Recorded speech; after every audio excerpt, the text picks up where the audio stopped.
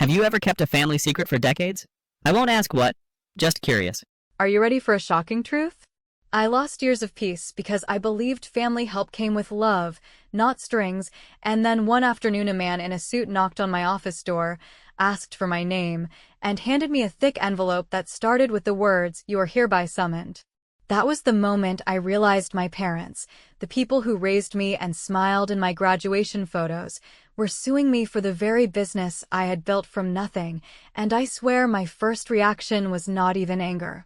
It was disbelief so heavy that I sat there staring at the pages like they were written in another language. I should probably back up, because the story did not begin with that knock. It began years earlier when I was scraping by, running myself ragged cleaning short-term rental properties after guests left them in absolute chaos. Because during the pandemic people were desperate for reliable turnover service, and I knew how to deliver it, even if it meant buying a used van on credit and hauling trash bags myself at midnight. The business grew slowly but steadily, and I tracked every single receipt, every bank deposit, and every client invoice in spreadsheets because I could not afford mistakes, and that meticulous habit became the only thing that saved me later. My parents did not care much in the beginning. They laughed at me for working weekends and said I should look for a real job. But one winter when the van's transmission blew, my dad wired me a few $1,000s, and my mom sent me a short email saying, "Consider this a launch gift, honey, we believe in you." I thanked them, logged it as a gift in my records, and moved on. As the business got busier, I hired part-time help, then full-time staff, and eventually locked down contracts with two of the largest property managers in the county, which meant payroll, insurance, and vendor accounts in my company's legal name, the LLC I filed for myself. That was the moment my parents started to change their language. Instead of saying, "your business," they slipped into saying, "our company," at family dinners, and I brushed it off because I thought it was just sloppy wording. And, honestly, I wanted to keep the peace more than I wanted to correct them. I see now that was my biggest mistake, because they built an entire alternate story in their heads, one where they were silent partners who had funded the start, and when I did not fold to their casual comments about maybe having a vote in decisions, they decided to force the issue in the loudest way possible, with a lawsuit claiming mismanagement, ownership, and a request for the court to give them control over my accounts. The morning I read the complaint, my stomach turned so hard I could barely breathe, because they were not just asking for money. They were asking for the judge to order me removed from managing the very business that put food on my table and paychecks in the hands of my employees. But while the emotional betrayal was brutal, my first rational thought was that my parents had no idea how much of a paper trail I had been keeping. Every deposit, every invoice, every ACH confirmation sat neatly categorized in QuickBooks and backed up to a drive, including that email from my mom labeling the money as a gift. I sat at my desk for hours, numb but determined, and by evening I had locked down every password, moved payroll to a two-factor authentication system only I controlled, and called my distributor to add an addendum to the supply contract naming my LLC as the exclusive customer of record, just in case anyone tried to tamper. That night I could not sleep, not because of fear of losing the case, but because of the realization that I was about to drag every piece of dirty laundry into the open, and my parents were willing to burn down our family just to grab something they never built. Still, I convinced myself that with evidence on my side, the damage could be contained, and maybe if I stayed calm, we could settle before it got ugly. I thought the worst part was behind me, but then my phone buzzed the next morning with the name of my biggest client flashing across the screen, and the first words out of his mouth were, "Your mom called us last night." And right there I knew things were about to get uglier than I had ever imagined. The days following that first unnerving call from my client became a blur of meetings, legal consultations, and a gnawing, relentless anxiety that lodged itself in my chest and refused to let go, because every interaction seemed to carry the weight of betrayal. And even the simplest email from a staff member felt like a potential thread in a web that my parents might exploit, and I realized with a cold, sinking certainty that the people who had once been my closest allies in family and business were now acting as if I had no right to the company I had spent years building while they had remained comfortably on the sidelines. smiling and nodding as if I were just a child playing at responsibility while secretly plotting to seize control of the results of my labor, and this realization forced me to reconsider every conversation, every decision, and every transaction I had ever allowed them to see, because in the blink of an eye, the trust one had assumed was mutual had evaporated and been replaced by calculated maneuvering that threatened not only my livelihood, but also the reputations and careers of the employees who had relied on me for stability in uncertain times. The first week after the lawsuit was a whirlwind of gathering documents, pulling bank statements, and combing through every contract I had signed, every invoice I had ever sent, and every correspondence that might demonstrate ownership, investment, or the lack thereof, because I knew that the courtroom would be a battlefield where memory and perception could be manipulated, and while I had anticipated hostility from adversaries, I had never imagined that the people who had once kissed my forehead at birthdays and cried at graduation ceremonies would be the ones actively seeking to dismantle my achievements, and with each discovery of a document I had meticulously saved, from the wiring confirmation of a loan I had personally secured to cover early operational costs to an email chain showing that I had personally funded the marketing campaign that tripled our client base, I felt a fragile mix of vindication and despair, knowing that these tangible proofs of my independence and diligence were my only shields against accusations that were as fabricated as they were cruel. Meanwhile, the emotional toll of these revelations manifested in subtle but suffocating ways. I would find myself staring blankly at the ceiling of my office late at night, my mind replaying past conversations in which I had shared my plans with my parents, feeling both a bitter nostalgia for the warmth that once existed and an icy betrayal that they had weaponized those same moments to construct a narrative where I was somehow the one at fault, and in those endless hours, I could hear the whispers of doubt that had always lingered quietly in the corners of my mind, the insidious idea that maybe I had misjudged them, that perhaps their intentions had been misunderstood. But the stark evidence stacked neatly before me on the computer screen refused to allow such comforting illusions, leaving only a stark clarity that I would need to fight not only for the business I had built with my own sweat and sleepless nights, but also for the principle that no one, not even your own parents, had the right to claim ownership over what was not theirs. During this period, I also had to navigate the fragile dynamics with my staff, who sensed tension and rumors swirling through the office like a virus. And I realized that my reaction to fear and betrayal would directly influence their confidence and productivity, so I held meetings that were long, exhaustive, and exhausting, in which I explained in painstaking detail the steps we were taking to secure company records, reinforce contracts, and maintain operational continuity, while deliberately leaving out the most inflammatory details about the lawsuit itself to prevent panic from spreading, and I found myself marveling at the resilience of people who had been working shoulder to shoulder with me for years. Watching them pivot from quiet uncertainty to a quiet, determined loyalty that mirrored my own need to take control of a situation that had the potential to spiral far beyond what any of us had imagined.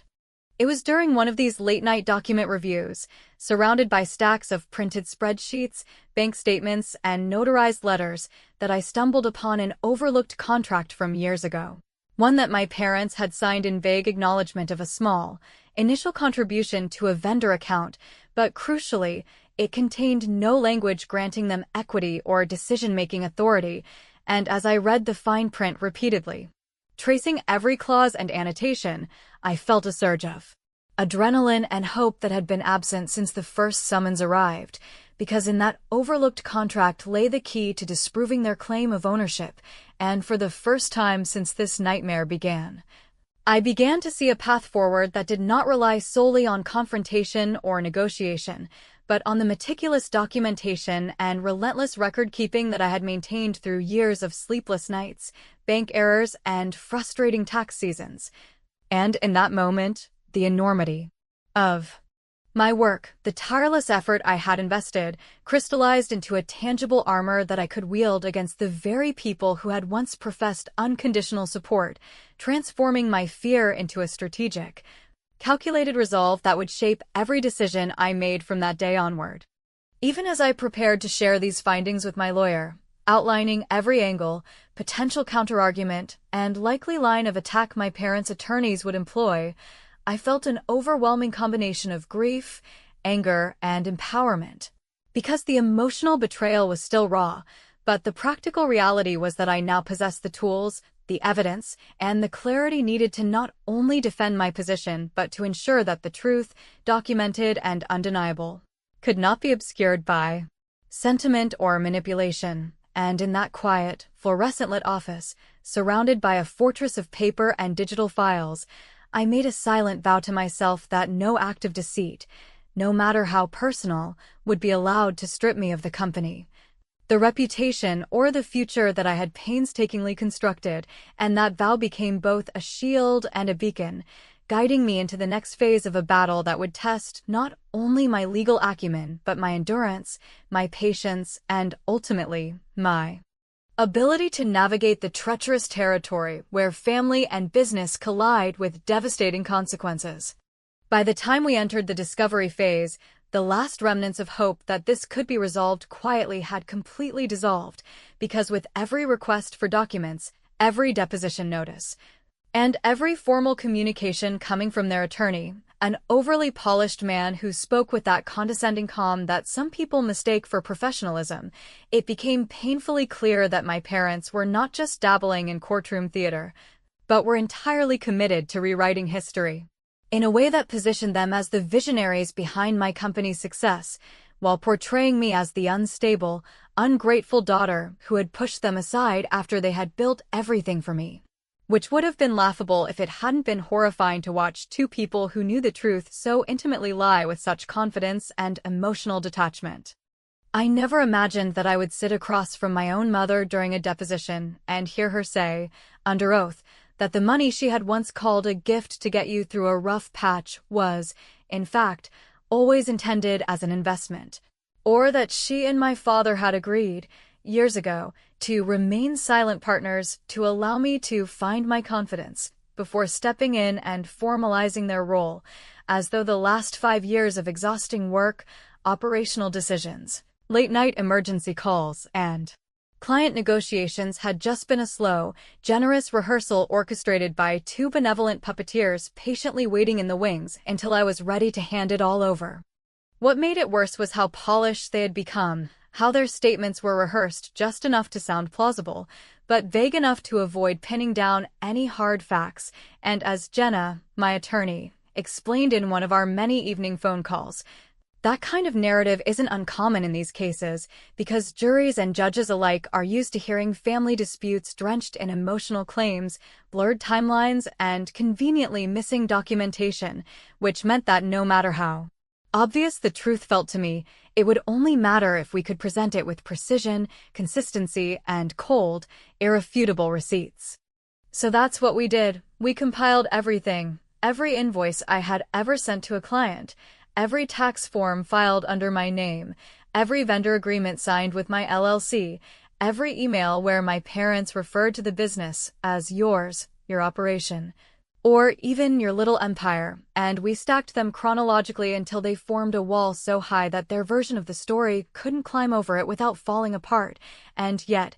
even with all that documentation, even with all that work, I still walked into that courtroom every time feeling like I had swallowed a bag of rocks, because facts are only part of the battle, and perception, the human part of conflict, is slippery, unpredictable, and easily influenced by emotion.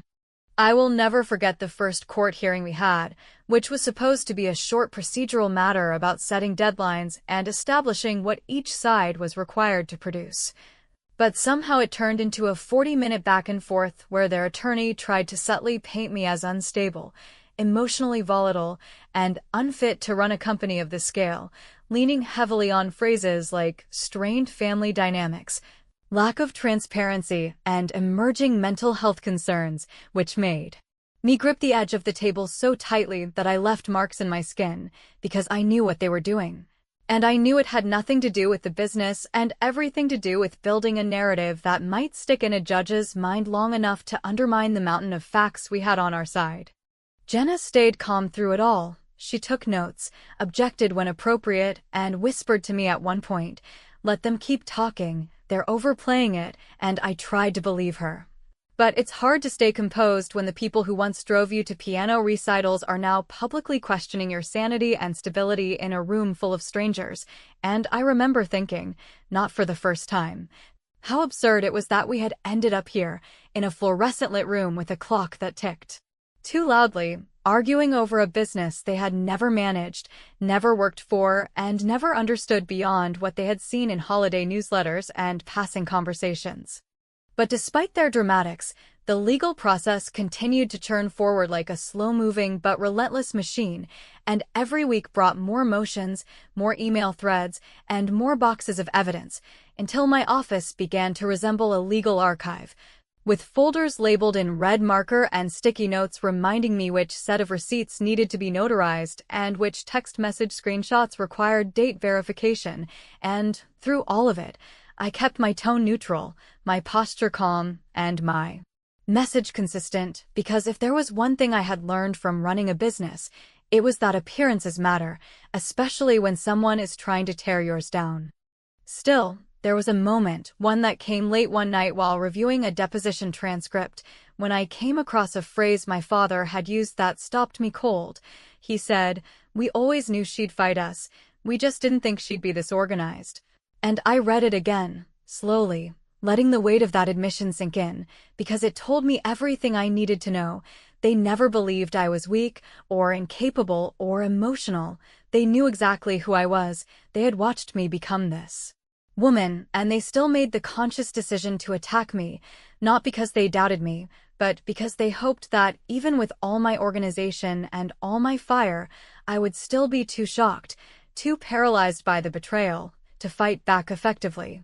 But what they hadn't counted on, what so many people fail to see until it's too late, is that betrayal doesn't weaken you if you see it for what it is early enough. It sharpens you, and it narrows your focus in a way that's almost surgical. Because once the grief burns off, what's left is something cleaner, stronger, and far more dangerous to anyone who thought they could manipulate you without consequence. And from that moment forward, I stopped hoping they would come to their senses, or apologize, or drop the case. I just started preparing to win. By the time mediation was scheduled, I had already made peace with the fact that nothing about this process was going to end in a handshake, an apology, or even an acknowledgement of wrongdoing, because at that point, it was no longer about misunderstanding or hurt feelings or even money. It had become a full-blown war of ego, reputation, and control, where my parents were so committed to their version of events that, even when presented with hard documentation that disproved nearly every element of their claim, they continued to speak and act as though the truth was irrelevant, as though the sheer force of their outrage could somehow override the evidence. And I remember walking into that mediation room not with hope but with clarity, knowing that I wasn't there to repair a relationship or find middle ground, but simply to fulfill a procedural requirement before the next court date, and to demonstrate, one more time, in front of professionals and legal witnesses, that I had nothing to hide and no reason to fold. The room itself was neutral and quiet, designed to feel less confrontational than a courtroom, but that did nothing to soften the tension that filled the air the moment my parents walked in, accompanied by their attorney and holding stacks of printed paper that I would later learn were entirely irrelevant to the case, old-school report cards, childhood drawings, even emails I had sent during college breaks asking for money, which they attempted to present as evidence of some long-standing family support structure that, according to them, granted them moral and legal authority over my business and my future, and I sat there stunned, not because I was afraid their nonsense would hold up in court, but because it confirmed, in front of a mediator and two lawyers, that they had fully stepped out of reality and into a version of the world where emotional manipulation and selective memory somehow translated into ownership. When the mediator, a patient but visibly unimpressed woman, asked both sides to present their ideal outcomes, their attorney launched into a bizarre and highly polished speech about legacy, family loyalty, and generational wealth preservation, as though we were discussing a family farm passed down for centuries and not a cleaning and turnover company I had started in my mid-20s with a second-hand van and a burner phone, and I could feel the way she deliberately avoided using my name. referring to me only as the respondent, which was probably a strategic choice, but landed like a slap every time it came out of her mouth, and I remember looking across the table at my mother, who kept her hands neatly folded on a yellow legal pad as though she were simply attending a church committee meeting, not actively trying to dismantle her daughter's livelihood. When it was my turn to speak, I didn't raise my voice or throw accusations. I just laid out the documents again, the operating agreement showing I was the sole owner, the CPA memo classifying their money as a gift, the distributor contract listing my company as the sole authorized purchaser, and I calmly explained that I would not be agreeing to any settlement that included money, equity, or any public statement suggesting shared ownership. And the room fell quiet except for the clicking of someone's pen, and for a moment I thought maybe, just maybe, they would see how absurd it had all become, but instead, my father leaned forward and said, "We'll see what the judge thinks," which was the exact moment I understood that they were not here to resolve anything. They were counting on drama, on narrative, on emotional chaos to carry them through, and they were willing to gamble everything on the chance that someone in authority would sympathize with their version. And then, 2 weeks later, we found ourselves in court, not for trial yet, but for a pretrial motion hearing regarding financial disclosures and whether their side had met the requirements of evidence submission.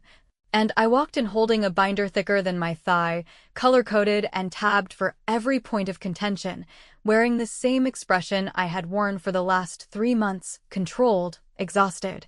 and done pretending this was just a family dispute that had gotten out of hand when the judge stepped into the courtroom and, without a smile or any hint of favoritism, looked directly at me and said, "Good to see my son's best friend again." For a split second, the world stopped spinning, not because it was inappropriate. He was simply acknowledging me in the same way he would acknowledge any familiar face, with the same professional detachment he showed everyone in the room. But because in that moment, the balance of power shifted so fast and so sharply that I could see my parents physically recoil, as if they had just realized that this wasn't going to be the private family drama they had hoped to weaponize, but a legal proceeding, judged by someone who had seen me grow up, who had watched me drag a vacuum taller than me into his house during summer jobs, who knew, not from my mouth, but from years of observation, that I wasn't the fragile, chaotic woman they were trying to paint me as. And for the first time since this nightmare began, I saw something flicker across my parents' faces that I hadn't seen before: hesitation.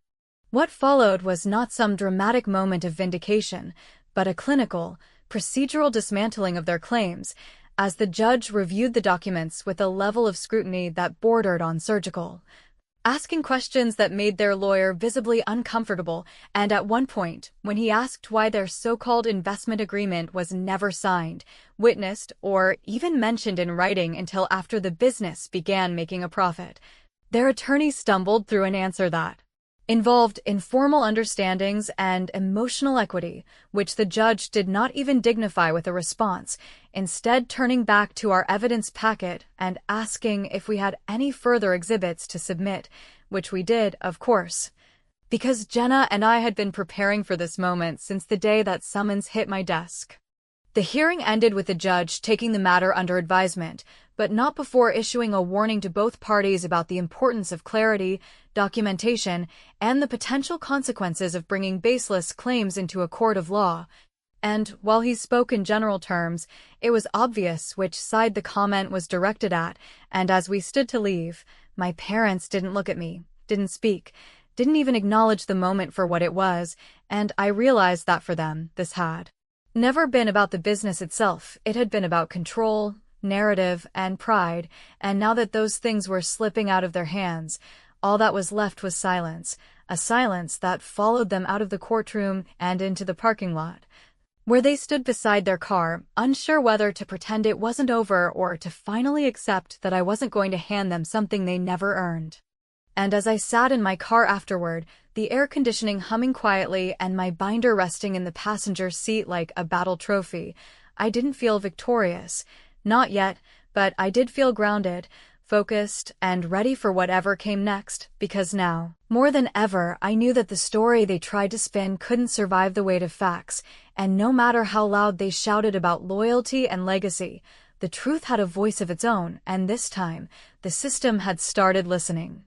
In the days leading up to the final ruling, there was a strange, almost suffocating calm that settled over everything, an eerie, quiet stillness that didn't feel like relief or resolution, but more like the eye of a storm that had spent months building momentum and now hovered silently above my life, waiting for its final descent, and in that stillness, I found myself cycling through emotions I couldn't even name properly, because they weren't simple, weren't clean, and certainly weren't the kind of triumphant resolve people expect when you've spent months locked in battle, defending the life you built from the two people who were supposed to protect it the most. And what made it even more complicated was knowing that I had already won long before the judge's decision landed on my desk in the form of a stamped, signed order, because the truth had been so thoroughly documented, so airtight and undeniable, that even their best arguments had unraveled under the weight of their own contradictions. Yet despite knowing that justice was finally catching up with them, I still felt the deep, undeniable ache of someone who had watched her family burn down a bridge and refused to even glance back at the smoke. The ruling, when it came, wasn't dramatic or full of flourish. It was clinical, precise, and devastating in its finality, laying out, in legal language so clear it could cut glass, that the ownership of the business was and had always been solely mine,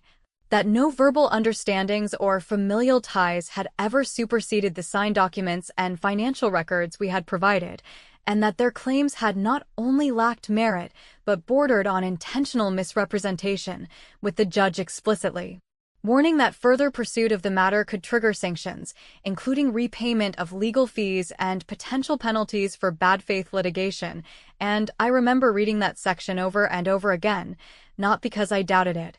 but because after everything they had put me through, after the lies, the manipulation, the smear campaigns, the social media posts, and the courtroom drama, it felt surreal to see their entire strategy crumble beneath the weight of a legal system that, for once, didn't care about family loyalty, performative grief, or who cried the loudest, but only about who had the truth and who had the paper to prove it. And yet, even with that victory in my hands, I knew that if I didn't take the final step myself, if I didn't define the terms of this ending, then it would never really be over, because while the court had confirmed what I already knew, it couldn't force my parents to stop spinning stories, to stop positioning themselves as victims in their private circles, to stop implying to old family friends that I had cut them out for no reason, and I wasn't willing to spend the rest of my life fielding passive-aggressive phone calls or hearing through secondhand channels that they were still telling people this had all been a misunderstanding, which is why I asked Jenna to draft one final document, not a lawsuit, not a threat, but a binding settlement offer that would end everything quietly, legally, and permanently, and the terms were simple. I wouldn't sue them for damages, I wouldn't pursue legal fees, and I wouldn't take public steps to correct the false narratives they had already spread. But in return, they would be required to sign a formal statement retracting all claims of ownership, a non-disparagement clause forbidding further commentary about the business, and a legally binding agreement that barred them from interfering with any of my clients, employees, or vendors, now or in the future. I expected them to push back, maybe even reject it outright, but within 24 hours, their attorney responded with a signed copy, and that's when I understood the truth they were finally willing to admit to themselves, even if not to me, that they had lost not just in court, but in the eyes of the people who mattered, that their bluff had been called and exposed in the most public, undeniable way possible, and that continuing to fight would only deepen the damage they had already done to whatever fragments of their reputation still remained. And so, just like that, it ended not with a conversation, not with an apology, not with some cathartic family reunion where things were said and tears were shed, but with a signed PDF file and a time-stamped email. And as I closed my laptop and stared at the blinking cursor of a new blank document, I realized I didn't need anything more from them, because the fight was never about revenge or pride or some childish need to prove I was right. It was about protecting what I had built, protecting the people who depended on me, and protecting the version of myself that had clawed her way out of debt, out of burnout, out of emotional exhaustion, and had created something real, something stable, something she could wake up to every morning and say, "This is mine." Not because someone gave it to me, but because I earned it when no one believed I could. In the weeks that followed, the silence from my parents was deafening, but also strangely peaceful, like the moment after a fire burns through a forest and everything is quiet, not because the world has ended, but because the chaos has finally run out of fuel. And I didn't fill that silence with noise or distractions. I let it sit, let it stretch, let it wrap around my life like a new kind of clarity, and instead of reaching for old memories or wondering how things could have been different, I poured myself back into my work, into my clients, into the team that had stood by me without flinching, and into the small, often overlooked details of a business that had once felt like a dream and now stood as proof that dreams, when protected with stubborn precision, can outlast even the most persistent betrayal. I never made a public post about what happened, never named names, never went on a campaign to clear my image, because I didn't need to. The truth, once solidified, doesn't need defense. It just needs time, and as my calendar filled with new contracts,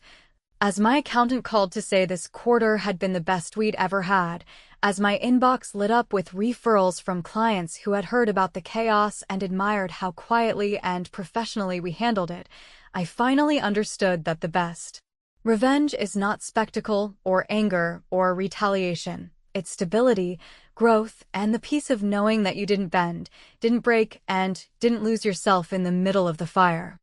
And if anyone still wonders whether I regret taking them to court, whether I ever wished I had just let it go or settled quietly out of fear or guilt, I tell them the truth that cost me sleep, cost me holidays, cost me people I once trusted. And that truth is this: I didn't burn the bridge. I just refused to let them drag me across it while they lit the match, and when the smoke cleared, I was still standing, still working, still building, and finally completely free.